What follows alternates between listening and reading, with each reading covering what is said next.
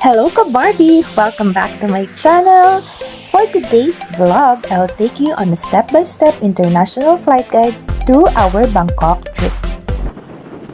From navigating the airport, check-in procedures, breezing through security, to soaring through the skies, and finally arriving to your destination. Ensure that you arrive at the airport 4 to 5 hours dahil international flight tayo mga ka-Barbie. Kailangan ng time for check-in, security checks, and other airport procedures. Hi! Huwag kang mag-hi dyan. Hey! Sino mo si Mama? Ate na Ma? Napakatagal mo. Kanina ako. Girl, malapit na ako magbaliwo. Matagal ka ng baliw, wag kang ano dyan.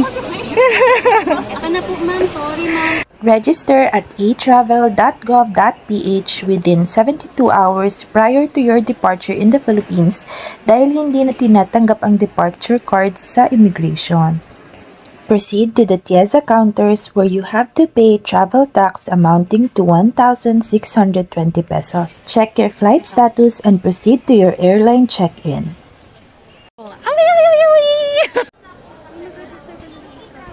Just convert a small amount of Thailand baht and bring enough peso with you. 1,080 or 1,000. Pass through security and immigration smoothly by following the guidelines provided by the airport authorities. Make sure you have all the necessary documents readily available. For tourists, syempre, dahil bibili lang tayo ng mango sticky rice at magbabakasyon lang tayo doon.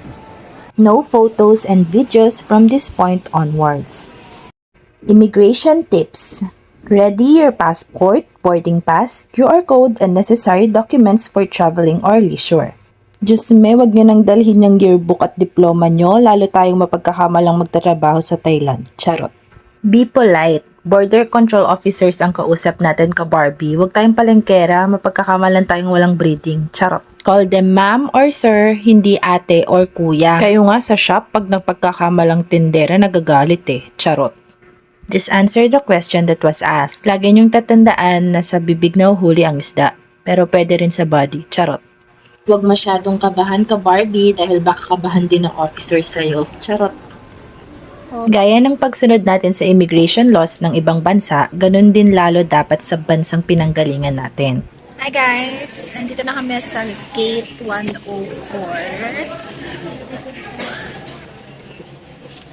Mamaya, anong oras ang boarding natin? 45? 12:45 pa ang boarding natin.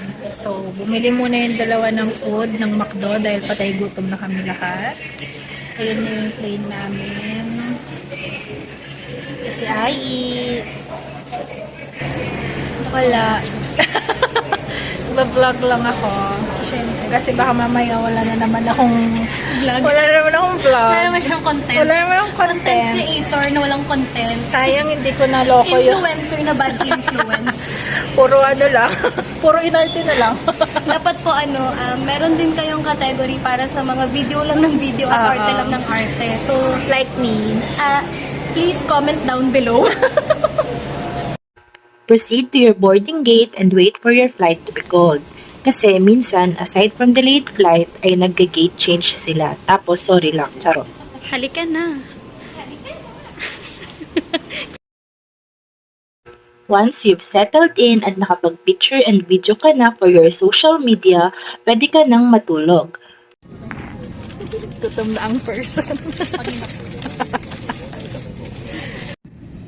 Hi guys. Polo mo ka. Ito na kami sa plane. Ayan si AJ. Ang pipindutin.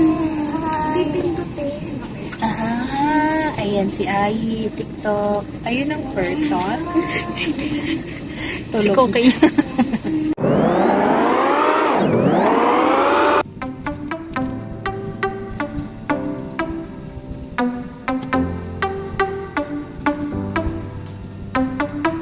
Yes po, opo, mauna kang tumayo at makipag-gitgitan sa plane dahil mauuna ka ng mga 1 minute bumaba.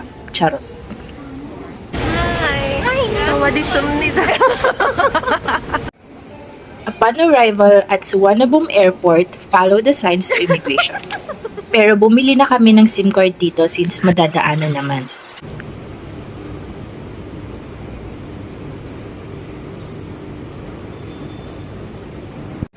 And there you have it, Ka-Barbie. I hope you have a stress-free flight with this step-by-step guide.